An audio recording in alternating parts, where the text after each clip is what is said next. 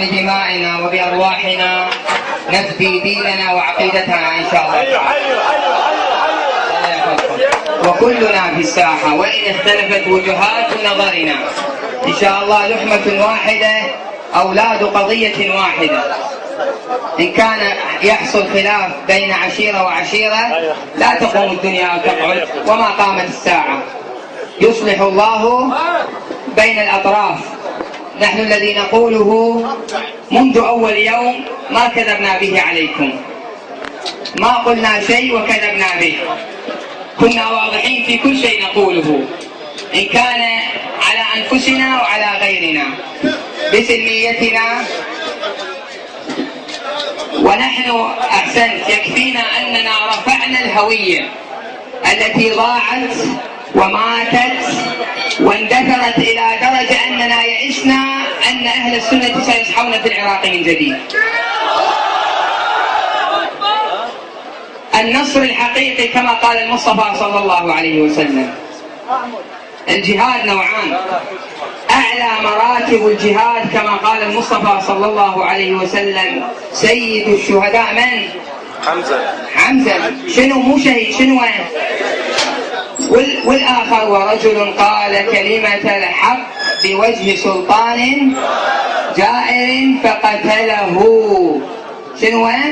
فقتله. احنا ان شاء الله تعالى إنا سلميتنا وقولنا لكلمة الحق هاي بإذن الله تعالى، حتى وإن نقتل من أجلها نحن سادة الشهداء عند الله جل وعلا. كلنا أخوة، بعضنا يحب الآخر، يسامح بعضنا البعض الآخر، نتصافح ويقبل بعضنا البعض الآخر. وإن حدث خلاف المخطئ يعتذر والمذنب يعتذر، ثم نرجع إخوة متوحدين مترابطين بإذن الله تعالى.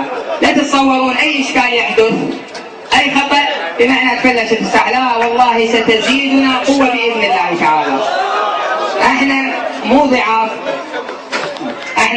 إن شاء الله كلنا حينما نعمل ونخدم بهذا الطريق وهذه العقيدة وهذا الدين نكون جميعا بإذن الله على طريق واحد، يتحمل بعضنا البعض الآخر، يسامح بعضنا البعض الآخر. وبالتالي أهلا الشيخ، هذا الشيخ علي الحاتم يا شباب.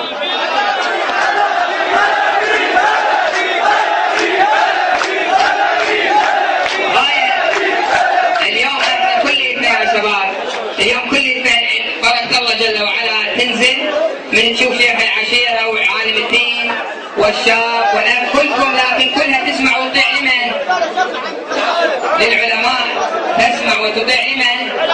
للعلماء. انتوا هسه اكو بعض العلماء بعض القنوات محاولة اغتيال سعيد اللافي او كذا، احنا ما نتوكل خبز. احنا يشرفنا ان ننضرب من اخواننا وابنائنا، واذا انهان لاجل قضيتي فيشرفني ذلك ورفع الراس. احنا اليوم نريد رفع رايه العراق كله باذن الله جل وعلا. حياكم الله.